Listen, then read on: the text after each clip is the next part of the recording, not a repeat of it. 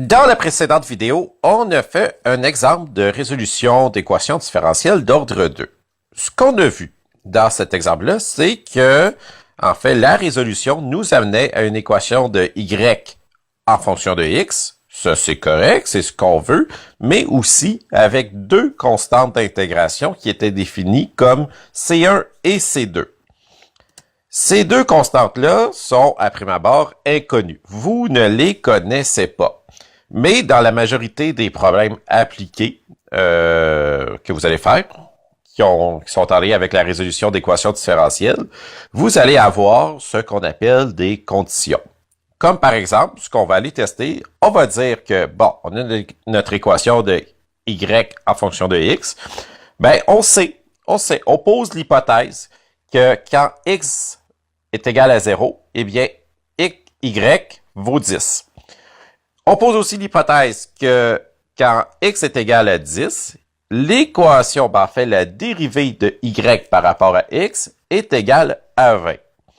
Donc ici, on a deux équations et on a deux inconnus, qui sont C1 et C2. Donc, on devrait être en mesure de trouver les valeurs de C1 et de C2. Donc, ce qu'on va faire, c'est qu'on va repartir du résultat qu'on avait ici et on va aller programmer ces deux conditions-là, et vous allez voir, ce sont toutes des fonctions de SymPy qu'on a déjà utilisées. C'est juste que là, on va les appliquer au résultat de notre résolution d'équation différentielle. J'ai ici le résultat de notre résolution d'équation différentielle. Donc, je vous rappelle, c'était sous forme d'équation. Donc, la virgule ici spécifie 1 égal. Ce qu'on va faire ici, on l'a déjà fait, on va extraire le terme à droite de l'égalité. On va le stocker dans la variable yx. Donc, on va faire resd.rhs. Donc, si on regarde yx ici, donc on a vraiment notre équation qui est en fonction de x, mais aussi en fonction de C1 et de C2. La deuxième chose qu'on fait, c'est on va dire à SymPy que C1 et C2 sont de réelles variables symboliques et qu'on va travailler avec ces variables symboliques-là. Donc, pour définir des variables symboliques, ça, vous êtes supposé de savoir, SP symbole, et on a C1 et C2 ici. Donc, la prochaine chose qu'on fait ici, c'est qu'on va définir nos conditions qu'on avait dans cet exemple-ci. Dans la condition 1, on va stocker ça dans C1 ici. On va mettre ça sous forme d'équation, SPEQ. On dit que y, quand x est égal à 0, en fait, ça vaut 10. Donc, on va écrire 10 est égal yx, point, et on va aller substituer la valeur de x pour 0.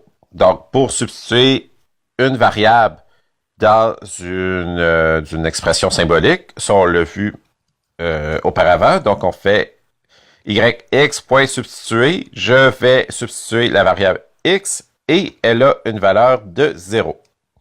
Si on regarde C1 ici, vous allez avoir une équation, ça va faire 10 est égal C1 plus C2 moins 35. Donc, on a seulement une équation qui est en fonction de C1 et de C2. On va aller spécifier C2 ici. On va lui dire que ça vaut 20.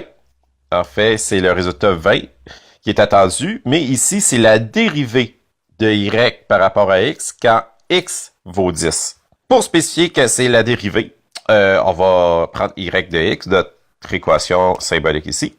On va le dériver ici par rapport à x, et ensuite, on va aller substituer les valeurs de x pour 10. Donc, vous voyez, c'est séquentiel. On a juste à ajouter des points ici. Premier point, on fait la différentielle. Deuxième point, ensuite, on substitue les variables x par 10 dans le résultat de l'équation différentielle. On va regarder ces deux ici. Et ici, on va avoir une expression un petit peu plus compliquée, là, mais si vous analysez le tout, on a seulement la variable C1 et la variable C2 dans notre équation résultante. Donc, C1 et C2 définissent deux équations et mettent seulement en jeu les variables C1 et C2. Donc, on a réellement deux équations, deux inconnues. Donc, on se souvient comment résoudre deux équations, deux inconnues. Premièrement, on va se faire un ensemble d'équations. Donc, ENQ ici. Et on va seulement mettre C1 et C2 dans notre ensemble d'équations. Donc, si on regarde le tout ici, on va avoir nos deux équations à l'intérieur de parenthèses. Et ensuite, on va isoler C1 et C2 avec la fonction solve. Et non dissolve, là, cette fois-ci, pour isoler des variables, quand il n'y a pas de différentiel en jeu, quand il n'y a pas de dérivée en jeu, ainsi de suite, c'est seulement la fonction solve. Dissolve, c'est quand ce sont des équations différentielles, quand il y a des dérivées en jeu. Là, il n'y a pas de dérivée en jeu, là. C'est juste des C1 et des C2 multipliés par des chiffres. Donc, ce qu'on fait ici, c'est qu'on va stocker le résultat de RES. C'est pas très original comme variable, mais bon. On va prendre SP, la fonction SPSolve ici. On va prendre ENSEQ et on écrit virgule. Et comme deuxième argument, on va réouvrir les parenthèses et on dit qu'on veut isoler C1 et C2. Donc, si on regarde ce qui est contenu dans notre résultat de notre solve ici, ben en fait, c'est une variable dictionnaire. Par le fait que RES, en fait, quand on écrit RES, on voit que il y a des accolades. Donc, ça veut dire que c'est une variable dictionnaire. Et vous avez C1 ici. Vous avez la valeur qui a été isolée. En fait, vous avez ici une expression très longue, symbolique, mais en fait, ce sont seulement des fois des plus avec des exposants et des racines carrées. Là, il y a pas aucune autre variable. Donc, si on fait RES ici, C1, et qu'on lui demande, on le force à calculer l'expression symbolique, donc eval f, vous allez avoir en fait une valeur très simple de 0.09986. On peut faire la même chose avec C2. C2.evalf, vous avez une valeur de 44.92. Donc, je vous répète ici YX. Donc, ça, c'était notre équation qu'on avait trouvée à partir de la fonction dissolve. Donc, c'est le résultat de notre résolution de l'équation différentielle. Donc, pour remplacer C1 et C2 par leur valeur qu'on vient de calculer, vous allez voir, c'est très simple.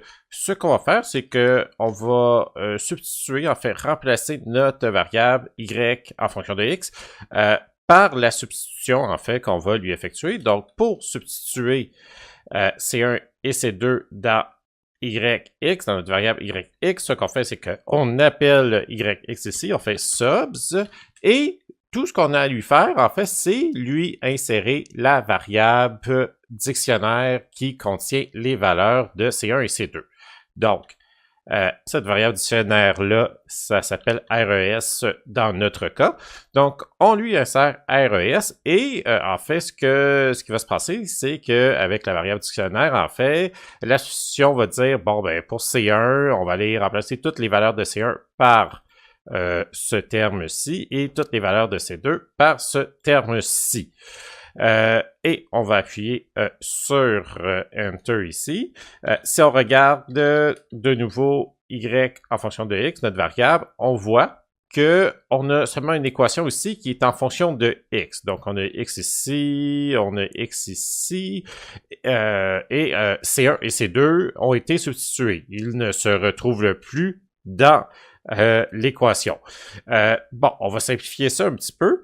On va tout simplement faire YX ici.evalf pour simplifier un petit peu notre équation ici. Et vous voyez qu'on a une équation beaucoup plus simple qui est en termes de x à la 2 ici, x aussi une exponentielle de x.